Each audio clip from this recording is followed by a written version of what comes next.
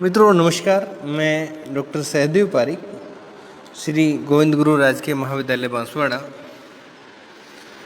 तो विद्यार्थियों, आज हम बीए तृतीय वर्ष के समाजशास्त्र विषय के द्वितीयक प्रश्न पत्र प्रौद्योगिकी के विषय में चर्चा करेंगे।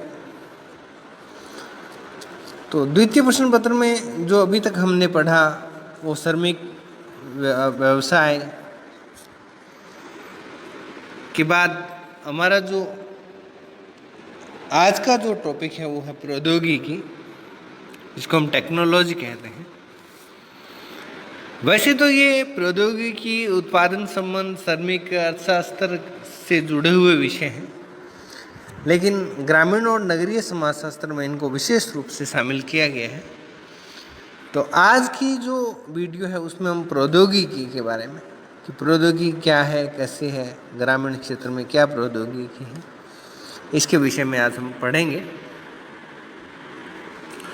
तो ग्रामीण और नगरीय समाजों की जो सांस्कृतिक और आर्थिक और राजनीतिक व्यवस्थाओं का सीधा संबंध जो है वो प्रौद्योगिकी के स्तर से होता है। यानी कि उन समाजों में जो प्रौद्योगिकी का स्तर है वो क्या है, कौन से स्तर की प्रौद्योगिकी है और कौन से समाज में जो व्यवस्था है, चाहे वो राजनीतिक है, चाहे सामाजिक है, चाहे आर्थिक है और चाहे सांस्कृतिक है। और अगर हम मानव समाज के इतिहास पर एक विहंगम दृष्टि डालें तो स्पष्ट हो जाता है कि ग्रामों और नगरों की उत्पत्ति और विकास मानव समाज द्वारा की गई विभिन्न खोज और उपकरणों के आविष्कारों का परिणाम है। और प्रारंभ में मानव जब आखेटक एवं खाद्य संकलन की अवस्था में जीवन यापन करता था तो उसने आग की खोज की और आविष्कारों की चर्चा करें तो सर्वप्रथम चाक, फिर पहिया और फिर तीर कमान आदि का आविष्कार हुआ। और धीरे धीरे उसने पशुपालन प्रारंभ कर दिया। मानव समाज आखेटक से लेकर के पशुपालन और चारागाह की अवस्था में विकसित हो गया। धीरे धीरे मानव ने एक स्थान पर स्थायी रूप से निवास करना प्रारंभ कर दिया और स्थायी खेती करना प्रारंभ कर दिया, क्योंकि पहले की जो कृषि थी वो स्थानांतरित खेती थी। एक स्थान पर कुछ समय तक कृषि करना, उसके बाद उस क्षेत्र को छोड़ देना, फिर खाली क्षेत्र में कृषि करना, ये स्थानांतरित कृषि थी। परंतु बाद में एक स्थायी खेती वो करने लगा और ग्रामीण समुदाय का, यानी कि इसके एवज में जो समुदाय बना और उस समुदाय से जो विकास हुआ वो एक तरह का ग्रामीण समुदाय था। प्रौद्योगिकी के विकास के साथ साथ मानव ने ग्राम और ग्राम से कस्बों और कस्बों से फिर नगरों और नगरों से फिर महानगरों का विकास किया। यह हम प्रौद्योगिकी का अध्ययन ग्राम और नगर दोनों के संदर्भ में देखेंगे कि ग्रामीण समाज में प्रौद्योगिकी क्या है और नगरीय समाज में प्रौद्योगिकी क्या है। इन सबको और अधिक विस्तार से समझने के लिए प्रौद्योगिकी का अर्थ समझने का प्रयास करेंगे। तो प्रौद्योगिकी जो है वो सामान्य बोलचाल की भाषा में यदि देखें तो एक तरह का व्यवहारिक कला है।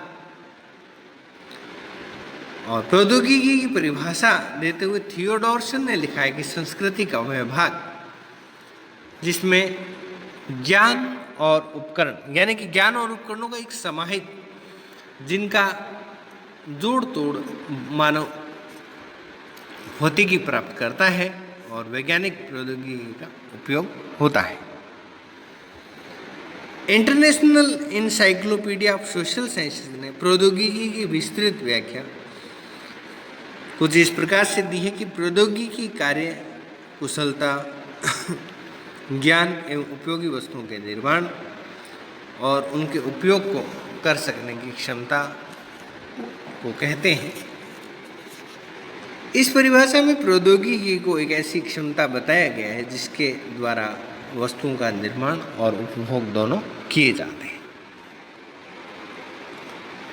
इस विश्वकोश ने लिखा है कि जीव वैज्ञानिक तथा भौतिक प्रक्रिया है जो भौतिक रूप से सामाजिक तथा मनोवैज्ञानिक प्रक्रिया नहीं है, और यह प्रक्रिया एवं सांस्कृतिक परंपराओं का प्रतिनिधित्व करती है जो मानव समुदायों में शारीरिक तथा जीव शास्त्र से संबंधित पर्यावरण से संघर्ष करने के लिए समाज में विकसित होती है और जिनमें मानव की जीवधारी संरचना का भी समावेशन पाया जाता है। ये परिभाषा जो है वो बहुत जटिल है और काफ़ी कुछ तत्वों का समावेशन करने वाली है।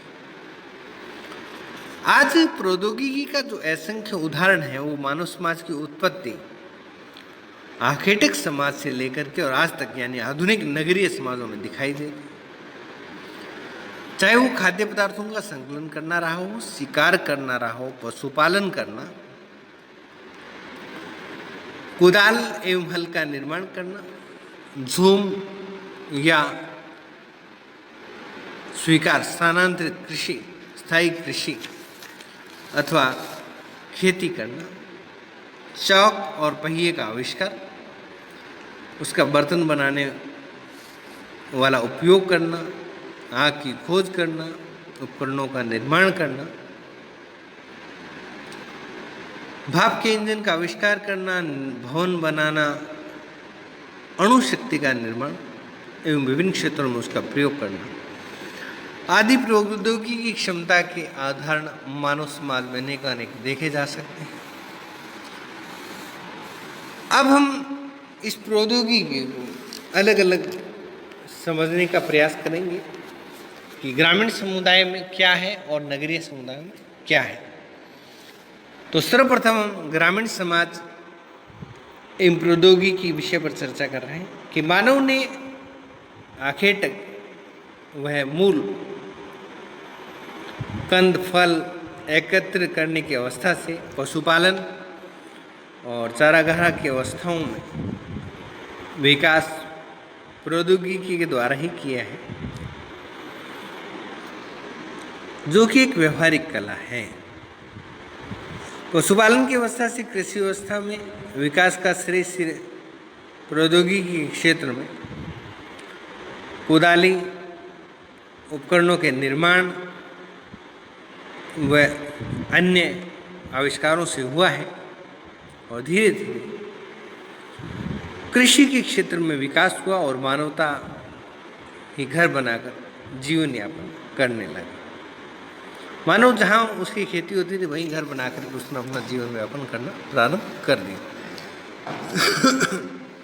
प्रारंभ में एक परिवार और वंश कृषि करते हुए स्थायी जीवन यापन करते हुए धीरे धीरे वर्ग स्तर पर खेती करने लगे और स्थिर कृषि के साथ साथ मिट्टी के बर्तन बनाना की कला या निर्माण की प्रौद्योगिकी जो विकसित हुई। भेड़ बकरियों के ऊन और बाल से कपड़ा बुनने की प्रौद्योगिकी विकसित हुई। खेती करने के फलस्वरूप वर्ग स्तर पर या वृहद स्तर पर हम इसको कह सकते हैं अनाज पैदा करने के परिणाम स्वरूप बचत की आर्थिकी का विकास हुआ और यही कृषि का व्यवसाय आगे चलकर गांव और ग्रामीण समुदायों के निर्माण का एक कारण बना। व्यक्तिगत भूमि का स्वामित्व विकसित हुआ और परिवार ने जहाँ भी अच्छा लगा वहाँ कृषि के लिए कृषि भूमि पर अधिकार जताया और इस प्रकार से भूमि पर अधिकार और स्थानांतरण की परंपरा का विकास भूमि संपत्ति का प्रतीक बन गया और जो लोग अधिक शक्तिशाली थे उन्होंने दूसरे की भूमि छीन ली और उन्हें दास और बंधुआ मजदूर के रूप में कार्य करने के लिए बाध्य किया।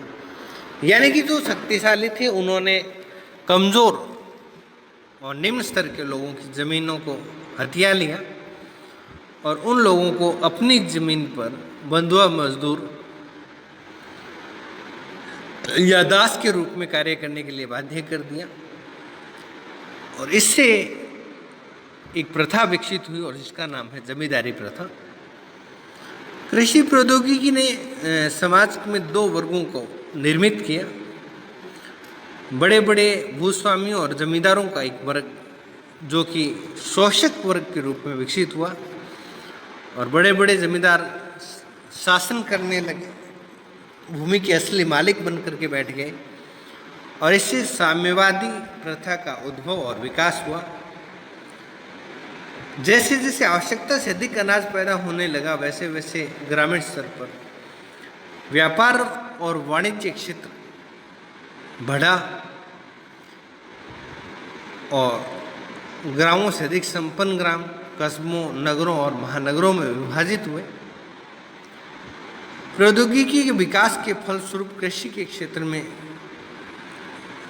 अतिरिक्त उनका कपास के काटने और बनाने के साथ साथ कपड़ों का कुटीर उद्योग, ग्राम उद्योग और मिट्टी के बर्तन बनाना, धीरे धीरे लोहा, तांबा और पीतल, चांदी का विकास हुआ, जो आगे चल कर के लोहे के उपकरण के रूप में विकसित हुआ। जो लोग अन्य लोगों की तुलना में निर्माण में कुछ विशिष्ट योग्यता प्राप्त थे वे विशिष्ट व्यवसायी कहलाए और इस प्रकार से प्रौद्योगिकी ने समाज में श्रम विभाजन और विशेषीकरण, labour division and labour specialisation को विकसित किया या विकसित करने में अपना विशेष प्रभाव दिखाया। भारत के गांवों के विषय में नेस्फेल्ड ने लिखा कि व्यवसाय और केवल व्यवसाय ने जाति प्रथा को विकसित किया है। इसे हम जाति की उत्पत्ति के सिद्धांतों में नेस्फेल्ड के सिद्धांत के नाम से पढ़ते हैं और जिसे हम जाति का व्यावसायिक सिद्धांत भी कहते हैं। और जातियों के व्यवसाय की उच्चतम और निम्नतम पवित्रता व अपवित्रता के आधार पर भिन्न भिन्न व्यवसाय के लोगों को उचित और जनता की श्रेणी में बांटा। जो ग्राम अधिक अनुकूल भौगोलिक पर्यावरण में स्थित थे, भूमि अधिक उपजाऊ थी, सिंचाई के साधनों की बहुलता थी, भूमि समतल थी, यातायात और आवागमन के साधन सुलभ थे और अन्य दूसरे गांवों से जो अधिक सक्षम थे वे कस्बों और महानगरों में विकसित हुए। ये उक्त परिणाम एवं समाजों के विभिन्न विकास के स्तरों, आकेटक, खाद्य संकलन, चारागाही, कृषक समाज एवं नगरीय समाज के विकास का क्रम सरल प्रौद्योगिकी से जटिल प्रौद्योगिकी के क्रम में यानी कि पैरेलल देखा जा सकता है, समानांतर रूप से देखा जा सकता है। तो आज के वीडियो में इतना ही और आगामी वीडियो में हम नगरीय समाज और प्रौद्योगिकी के विषय में चर्चा करेंगे। तब तक के लिए धन्यवाद।